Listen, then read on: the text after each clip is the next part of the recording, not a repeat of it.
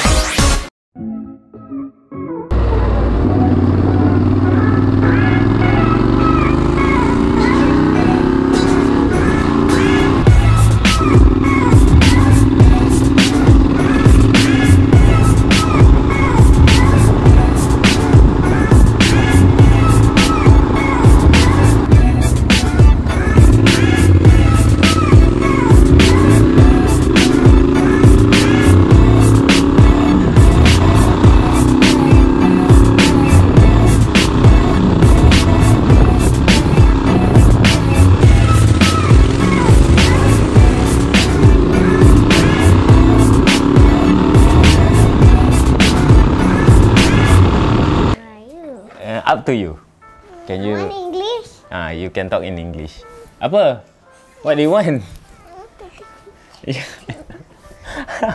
Then how kena nak do my video? Kita sebagai lelaki, aku tahu banyak benda yang kita pilih nak main. Macam contoh kat luar sana, ada yang sasau barang-barang drag king, ada yang kepakkan tayar Myvi bagai. Tapi untuk orang macam aku ni, aku suka main motor custom. Kalau korang tahu, motor yang aku buat racing selalu tu adalah motor custom. Nama dia Elizabeth. Tapi dia tak ada kena-mena dengan Elizabeth Tan. Motor yang aku nak review kat korang ni motor yang dah di custom oleh Beautiful Machines. Sekejap aku tunjuk korang lah. Oh, by the way, Triumph ni bukan aku punya, pinjam je.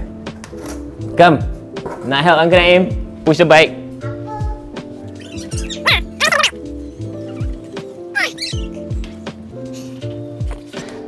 Shira got spider web.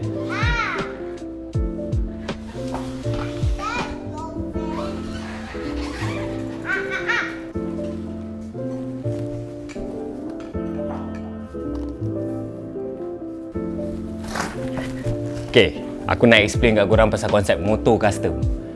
Kalau korang nak tahu, bagi aku lah, motor custom ni adalah modification yang korang buat kat motor korang, tak kisah besar atau kecil.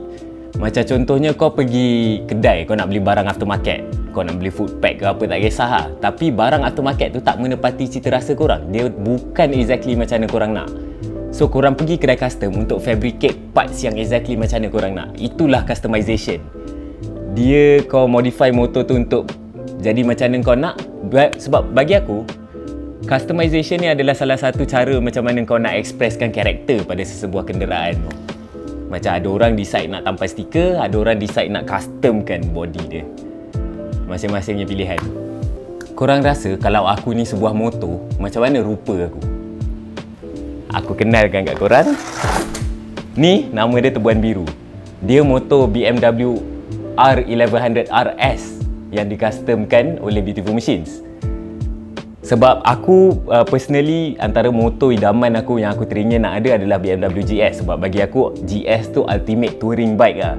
Tapi macam yang korang tahu, BMW GS tu harga dia tak masuk akal. Bapak mahal weh. So ni adalah the closest thing yang aku boleh dapat to a GS. Tapi aku nak bagi tahu korang, ni bukanlah rupa asal dia. Kalau korang tengok rupa asal dia, dia jenis sport touring. Dia ada fairing besar kat depan. Tapi tu semua dah dibogelkan and dah dibuat lain. Dia dah jadi lebih garang macam ni. Aku banyak benda aku nak cerita kat korang pasal motor ni, tapi aku rasa aku tak boleh nak buat kat sini.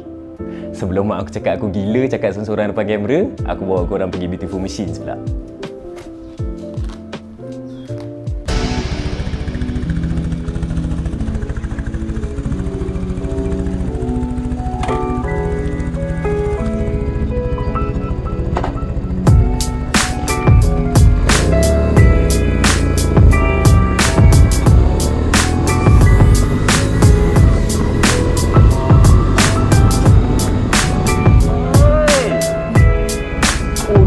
Kucing.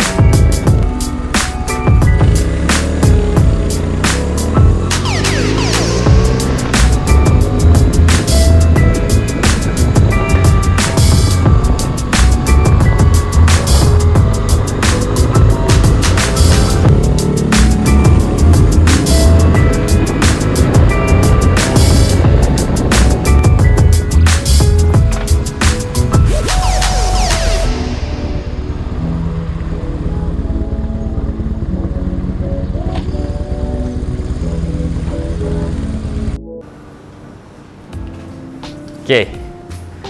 Kalau korang pernah tengok sebelum ni, aku pernah buat episod pasal aku belajar welding dengan Abang Man. Inilah Beautiful Machines yang tempat aku belajar welding, aku belajar custom motor. Kalau korang nak, mungkin in the future aku boleh buat episod pasal Beautiful Machines ni. Kita buat special episod dengan Abang Man. Tapi dalam episod kali ni, aku nak sembang pasal Tebuan Biru ni, R1100 RS. Kalau korang nak tahu, tahun keluaran R1100 RS ni adalah daripada 1993 sampai ke 2001. Yang aku punya Tebuan Biru ni adalah daripada tahun 1995. Motor R1100 RS ni adalah yang pertama untuk pakai enjin R259 daripada BMW. Nama glamour untuk enjin ni adalah oil head. Sekarang aku tunjuk korang kenapa nama glamour dia oil head. Oil head boxer engine Okay, kalau korang perasan, lain motor menggunakan cooling system yang lain-lain. So, untuk BMW R1100 RS ni, korang boleh perasan kat depan ni ada oil coolant bawah ni. Tapi coolant ni bukan untuk satu enjin. Sebab silinder dia ni menggunakan air cool, sebab tu dia ada fin. Minyak oil coolant tu hanya lalu kat atas head ni je untuk sejukkan kepala dia je. Sebab itulah dia dipanggil oil head boxer engine. Untuk siapa yang familiar dengan motor-motor BMW, korang mesti tahu yang BMW memang suka letak engine boxer kat motor diorang. Advantage engine boxer ni, advantage engine boxer ni, dia best in terms of balance sebab kan piston dia hentam kiri dengan kanan. Benda tu nak duduk tengah-tengah. Bila andai kata korang tengah layan corner, tengah belok ke kanan, and then korang nak cepat-cepat libas balik ke kiri, walaupun motor ni nampak besar, enjin ni nampak besar, dia stable nak mampus. Aku rasa siapa yang pernah bawa motor BMW je faham macam mana balance engine boxer ni. Masalah dia kat sini, downside engine boxer ni, bila korang tengok, dia tersembul keluar macam ni, dia punya head dia. Sebab kalau korang compare dengan motor lain, head dia semua duduk kat bawah motor. Ni membuatkan motor korang nampak lebih gemuk, nampak lebih besar. And kadang-kadang nak selit, kau takut juga head tu terlanggar kita orang. Enjin yang BMW letak kat dalam motor ni, enjin R259 ni, mampu produce 90 horsepower. Tapi korang kena faham, bukan 90 horsepower yang pick up.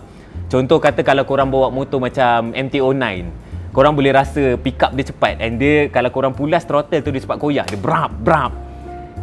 Mixture untuk enjin ni dia sangat rich, dia sangat power delivery dia sangat lean. Andai kata kalau korang nak merembat, korang pulas throttle, korang kena bagi dia masa nak tarik nafas dulu, baru dia rembat sampai ke bulan dia boleh bawa korang. So, lain-lain motor, lain-lain placement enjin ni dia bagi korang feeling yang lain-lain.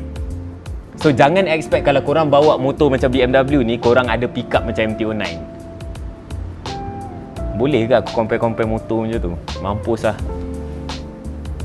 BMW R1100 ni boleh dikatakan frameless design. Aku explain kat korang kenapa. Dia ibarat tak ada frame. Sebab kalau korang tengok, ni tempat duduk, frame tempat duduk ni, dia ikat pada enjin. Enjin ni digunakan sebagai stress member. Maknanya segala komponen lain-lain ni semua diikatkan pada enjin. Enjin ni yang pegangkan tension tu. Kalau korang nampak kat sini, tunjuk fork sikit balik. Biasa motor yang korang pakai, fork yang dipakai adalah fork teleskopik. Tapi motor ni dia pakai sistem BMW sendiri yang dipanggil telelever punya fork. Konsep dia, function dia sama je macam teleskopik. Beza dia kat sini, kalau korang nampak, fork ni dipegang kat enjin. Dia ada arm kat situ. Dalam masa yang sama, kat tengah tu ada mono. Kenapa diorang buat macam ni? Untuk braking force tu lebih ke belakang daripada ke depan. Maknanya bila korang tekan brake depan tu, dia tak ada fork dive macam yang motor korang depan dia ke bawah. So bila dia brake, walaupun guna brake depan, dia akan relax. Masuk akal ke apa aku explain? Okay. Untuk pengetahuan korang, motor ni baru je keluar hospital. Dia sekarang sihat tak sihat macam tu lah. Dia sihat, dia running tune. Tapi dia ada masalah kecil-kecil. Macam contohnya dia tak ada lampu belakang, dia tak ada brake belakang, tayar dia dah keras. Jadi itu adalah masalah-masalah yang aku kena cuba solve sikit-sikit. Tapi aku sekarang nak tunjuk korang masalah yang sangat subjektif. Okay. Ni yang aku tunjuk kat korang ni adalah masalah yang sangat subjektif. Sebab orang lain rasa benda ni masalah, aku rasa benda ni bukan masalah. Kalau korang boleh nampak, tank motor ni retak, nampak retak. Punca kenapa dia retak, sebab tank ni diperbuat daripada plastik. Dan cat yang digunakan untuk cat tank ni, ini adalah cat besi. Tank ni diperbuat daripada plastik sebab BMW cuba nak elakkan pressure daripada build up dalam ni. Sebab tu dibuat daripada plastik, so that bila dia panas dia boleh kembang, bila dia sejuk dia boleh kecut. Jadi sebab itulah bila kita orang cat tank ni, dia jadi retak. Untuk aku suka dia retak sebab aku tahu cerita kenapa dia retak. Kalau korang tak suka, korang apa tahu? Ni seni. Buta seni. Buta seni. Aku banyak kenangan manis dengan motor ni. Aku banyak memori dengan dia. Sebab aku pernah bawa dia pusing separuh Malaysia naik dia. Dah lah time tu, throttle cable aku sebelah putus. Aku tak tahu macam mana piston sebelah ni jalan. Dia tarik sebelah je. Tapi nasib baik time tu dia masih mampu bawa aku balik rumah. Sebabkan benda tu lah aku rasa cinta kami berputik. So aku plan aku, lepas habis PKP ni, aku ingat nak buat road trip, nak pergi honeymoon dengan dia. And aku buat episod ni sebab aku nak encourage korang untuk cuba masuk dunia motor custom. Sebab kat sini, korang boleh explore kreativiti korang. Daripada korang sibuk ambil berat pasal politik tu, bukannya korang boleh buat apa-apa pun pasal benda tu. Kau sedar kau hidup hujung zaman. Jangan lupa like dan share. Ciao!